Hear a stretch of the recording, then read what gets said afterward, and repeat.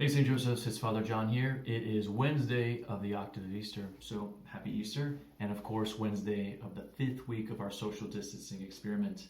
And always remember that we're still hearing confessions Monday through Saturday in the Wooded Lot from 12 to 1 in front of the rectory. And the Cody Chapel will be open Monday through Friday, 9 to 5 for private prayer. And the Historic Church on Saturday and Sunday from 9 to 5 for private prayer. And now it's time for the Gospel. A reading from the Holy Gospel according to Luke. That very day, the first day of the week, 2 of Jesus' disciples were going to a village 7 miles from Jerusalem called Emmaus, and they were conversing about all the things that had occurred. And it happened while they were conversing and debating, Jesus himself drew near and walked with them, but their eyes were prevented from recognizing him. He asked them, "What are you discussing as you walk along?"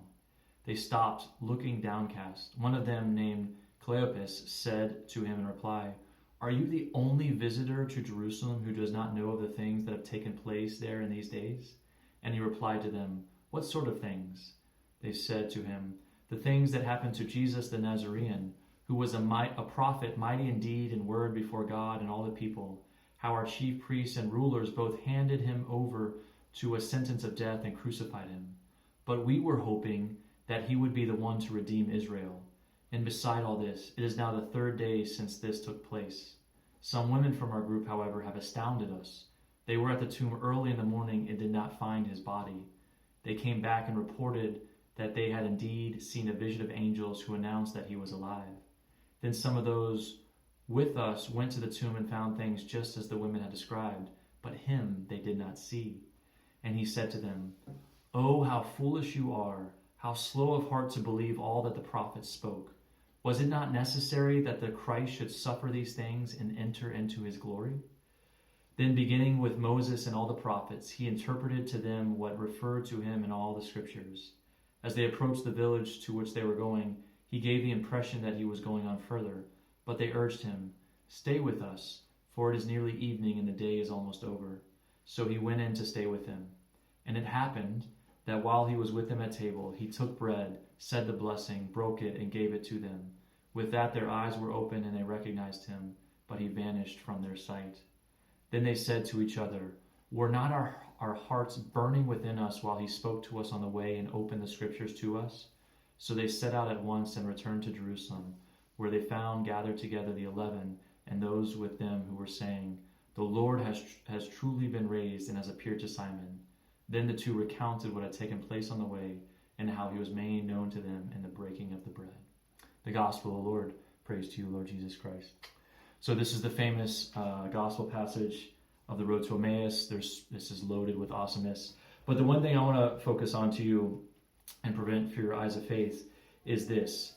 When he says, when Jesus says, "Was it not necessary that the Christ should suffer these things and enter into his glory?" Then, beginning with Moses and all the prophets, he interpreted them what referred to him in all the scriptures. So basically, in the next 1 minute, I'm going to try to give my kind of summary of what Jesus went through the whole scriptures.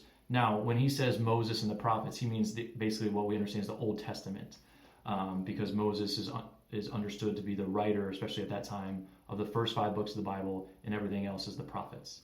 So here we go. You ready? Buckle up.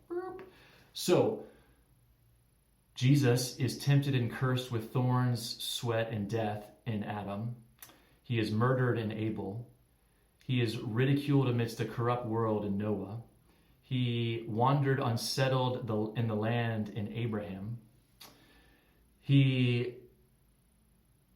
bore the wood of the sacrifice and was tied up in Isaac. He was exiled and duped in Jacob. He was sold into slavery in Joseph. He was exposed and murmured against in Moses. He was slaughtered in the Lamb. He was outlawed in Elijah. He was betrayed in Samson.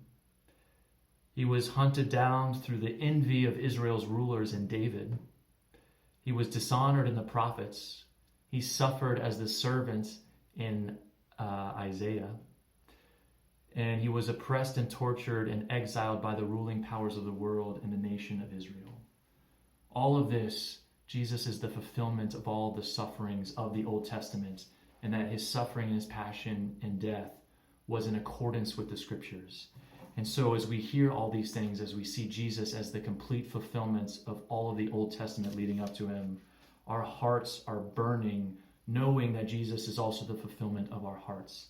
And so may we come to know this Jesus who fulfills our hearts and who suffered and died and rose for us and has now opened up a new way of living in the light of the resurrection. St. Joseph's love you, praying for you, offering masses for you always. God bless you.